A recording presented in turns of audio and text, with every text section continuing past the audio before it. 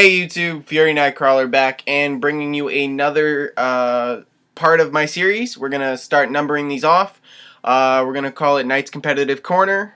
I hope you guys like it. Didn't get much feedback, but guess I had to work on my own.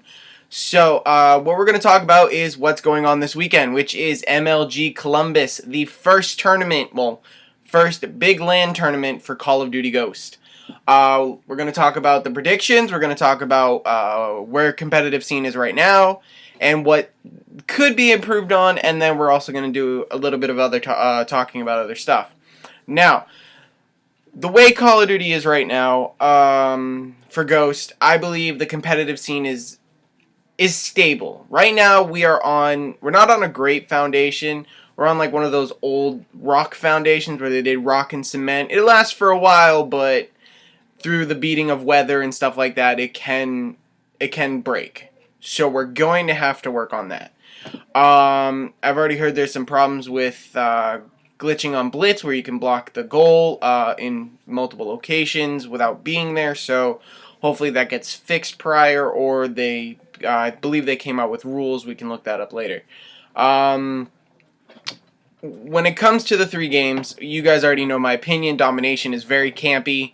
Search and Destroy will always be Search and Destroy. I'm glad they brought it back instead of doing Search and Rescue. Because like I said, Search and Rescue is kind of like Dodgeball. You stick with your battle buddy right next to you. He dies, you pick up your tags, and then you wait. So Search and Destroy makes the strategy come back. It is awesome. I love it.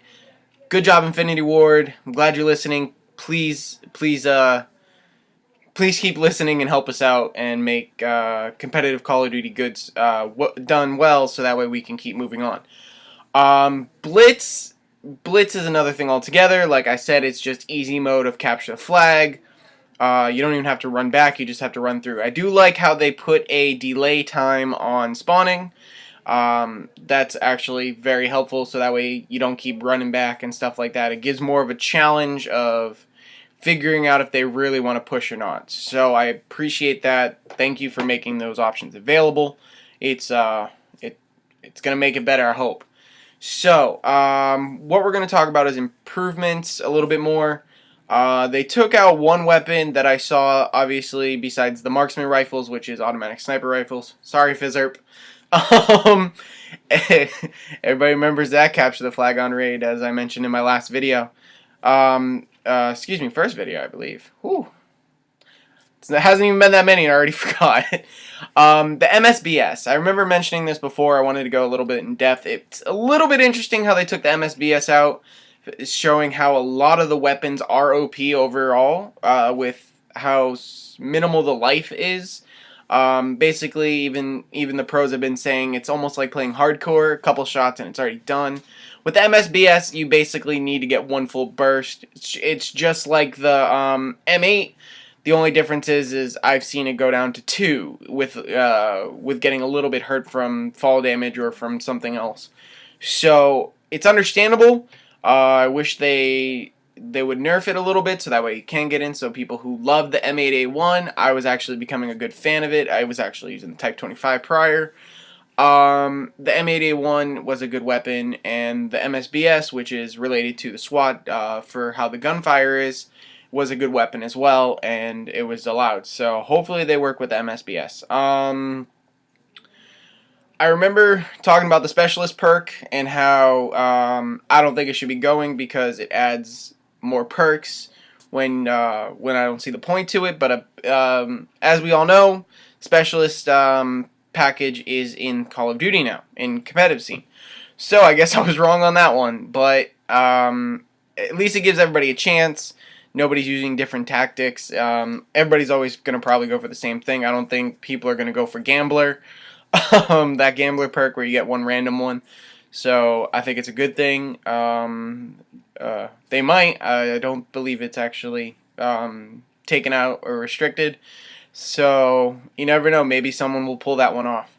Now, my predictions. My predictions are that I'm a Complexity fan. Clayster is my favorite player. Hopefully, he somehow sees this video.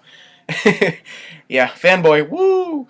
Clayster is one of my favorite players. He was a great anchor in Black Ops 2. He brought a lot of emotion and you could tell he was the one that hyped up his team next to Aches.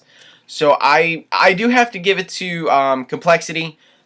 Even with the new start of Call of Duty Ghosts, they had some trouble. They had some struggles. I was watching some of their pro scrims, but they are looking very solid.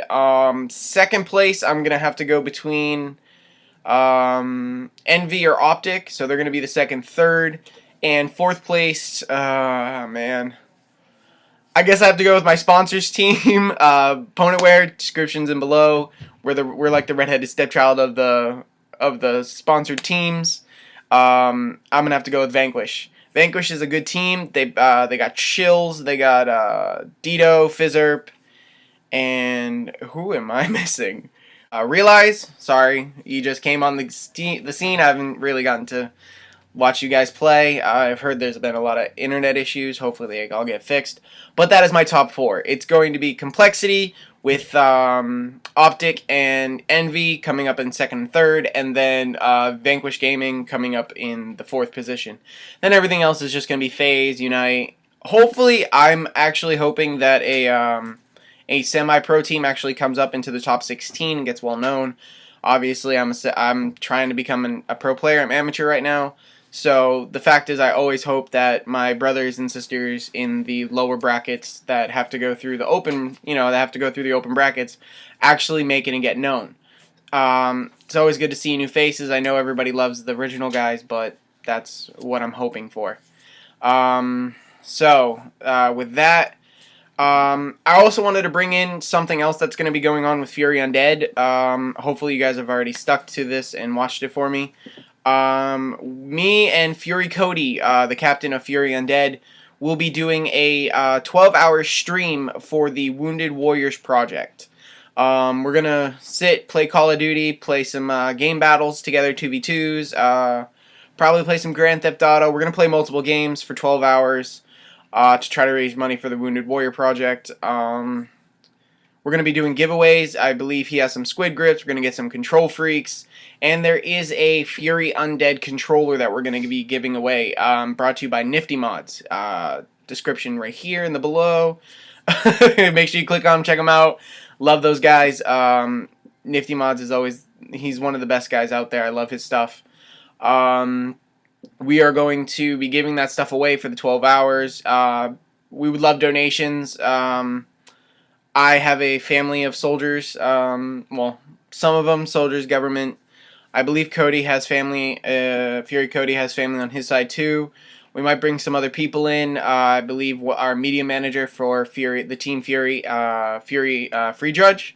Check him out as well. He'll be joining us. So like I said, hopefully you guys still watching so you can see this, because we'll be putting on more information and probably putting it in another video. Like I said, MLG Columbus, I'm super excited. I can't wait. Make sure you give our sponsors a follow. Give the team a follow. Everything's in the description below. Please leave a comment, like, subscribe. Help us out. Get us more people so that way we can start entertaining you more. We're going to be putting up more gameplay. We're going to be getting Fury Cody to do more stuff. So with that, all I can say is good luck to all the teams. Everybody be safe. I know it's cold up there. And YouTube. See you on the respawn.